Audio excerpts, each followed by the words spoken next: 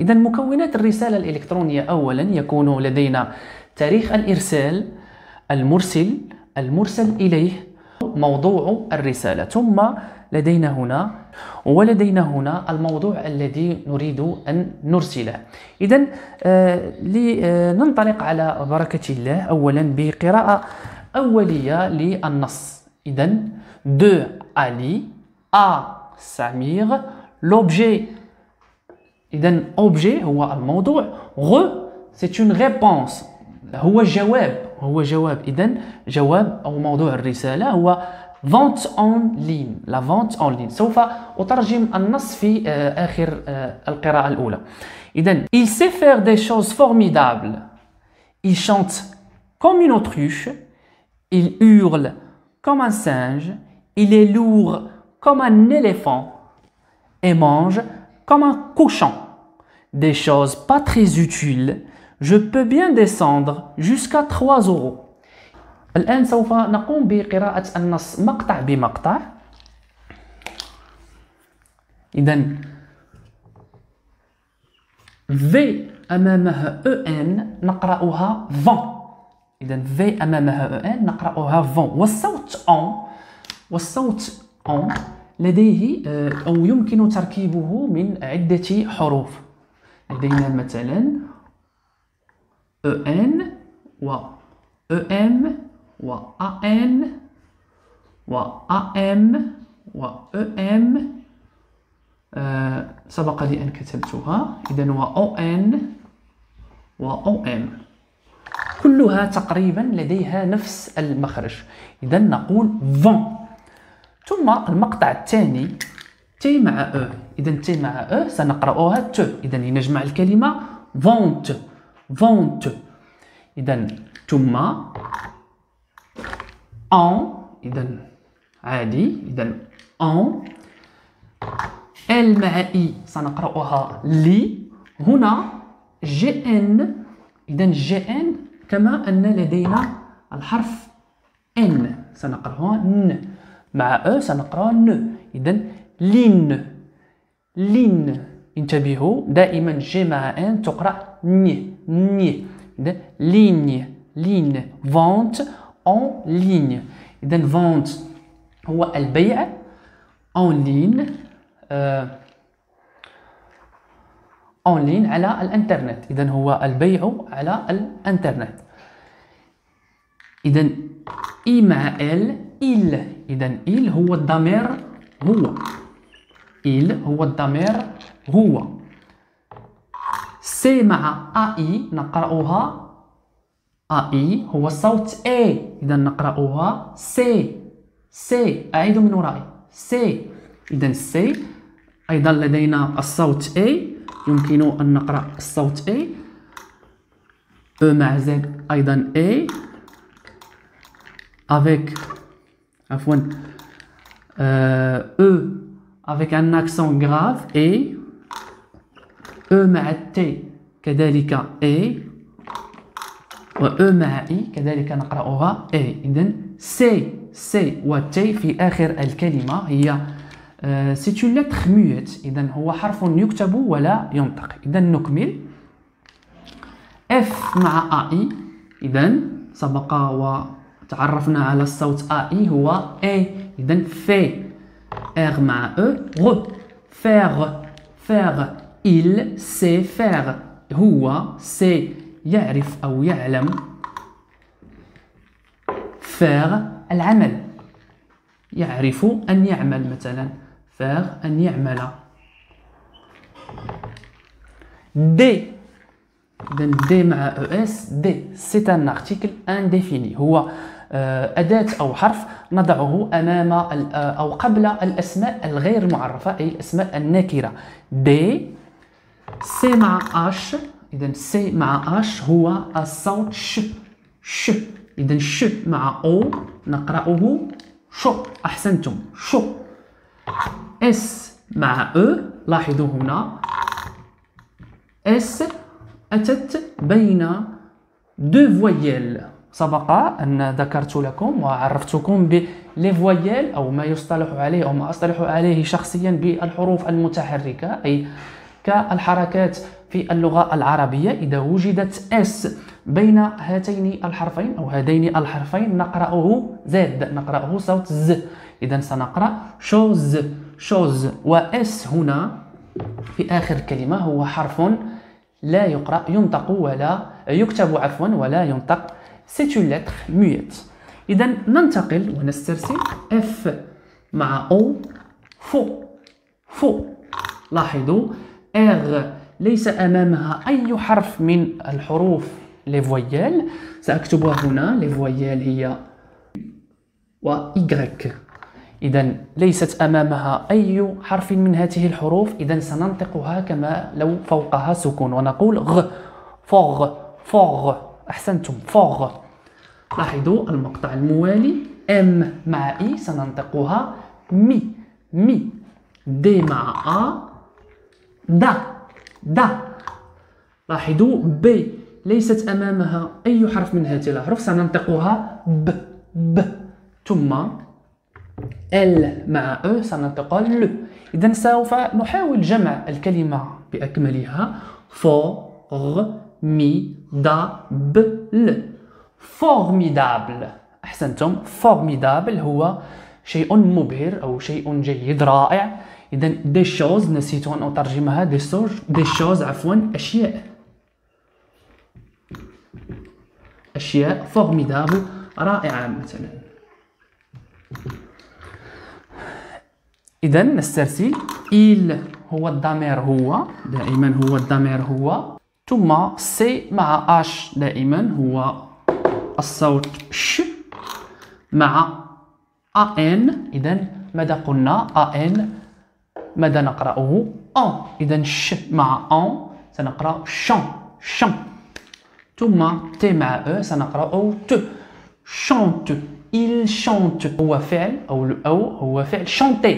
Chanter c'est un verbe du premier groupe. إذا c'est un verbe du premier groupe. Pourquoi? Parce qu'il se termine par ER لأنه ينتهي ب ER، وعندما تنتهي الأفعال ب ER في النهاية à l'infinitif أي في أصل الفعل إذا سيكون من النوع الأول. إذا نكمل il chante هو chante يغني. إذا يغني يغني comme. إذا عفوا إذا سي مع او كو. إذا سي مع او والسي مع ا والسي مع او، وعندما تكون سي متطرفة في الأخير نقرأه ك صوت ك. إذا سي مع او كو. ثم ام اثنان ام مع او نلقى م كوم كوم. إذا كوم مثل. إذا كوم هذه الأداة نستعملها للمقارنة pour la comparaison. نستعملها لكي نقارن بين شيء أو وشيء آخر. إذا il chante comme. إذا une هو كذلك c'est un article indéfini نستعمله للمؤنث. إذا عندما نرى une نعرف أن الكلمة التي تليها هي كلمة مؤنثة. إذا سوف نقول A مع U هو الصوت O. إذا T ليست أمامها أي حرف من هذه الأحرف. إذا T. ثم R مع U RU. ثم الصوت ش مع E ش. autruche. إذا autruche هو حيوان النعامة. il chante comme une autruche يغني مثل النعامة. الضمير il اش مع u. إذا اش هنا هو حرف يكتب ولا ينطق. إذا هو حرف يكتب ولا ينطق. سنقرأ فقط u. إذا il u. هنا r ليست أمامها أي حرف من هذه الأحرف سنقرأها غ. ثم l مع e le. hurle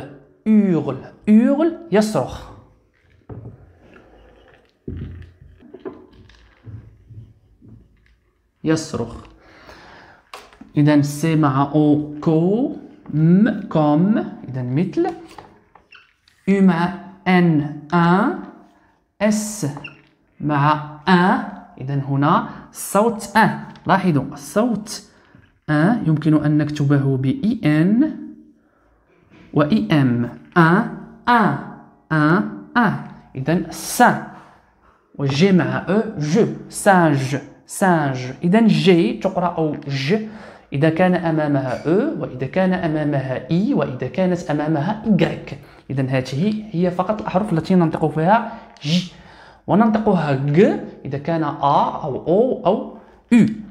سانج هو حيوان القرد، هو القرد. إذا دائما الضمير إل هو اي. إذا اي هو الفعل اتخ، هو الفعل فعل الكينونة أنا.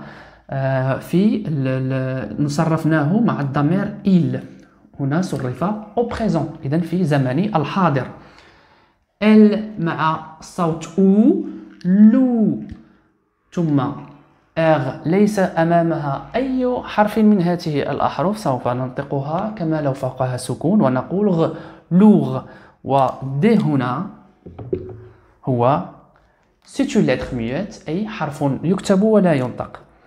اذا نكمل سي مع او كو و ام كوم دائما احسنتم.